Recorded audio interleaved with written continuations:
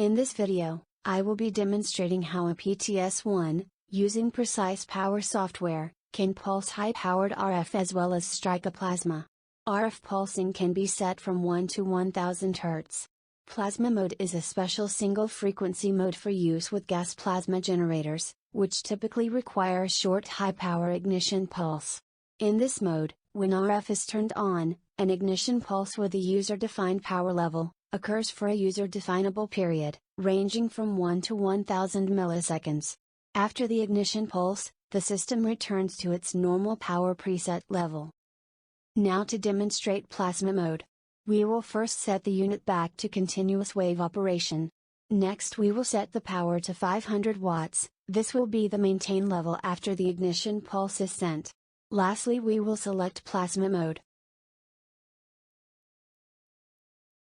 We will now set the pulse duration to 250 milliseconds and the pulse power to 800 watts. We then click Set to save our parameters and click Close to close the settings menu. Now that we are back on the home screen, we will turn the RF back on. The RF will go to 800 watts for 250 milliseconds, then return to 500 watts and maintain that level until the RF is turned off. Using a demodulator board and an oscilloscope, we can see the RF is in fact pulsing at our commanded frequency and duty cycle.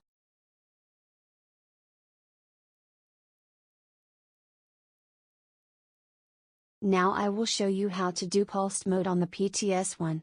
First, I will click on the single frequency mode, then I will set my frequency to the middle of the band and set my power to 700 watts, but this can be any level. I will now select pulsed operation instead of CW, or continuous wave, in the modulation box. To set the ignition pulse power and duration, we will click on the settings in the menu bar. Once in the user settings menu, you can set the PWM frequency as well as the duty cycle. The PWM frequency range is settable from 10 to 1000 Hz, and the duty cycle range is 1 to 100%. Now click Set to save your parameters and Close to close the settings box. Now that we are back on the main screen, we will turn the RF on.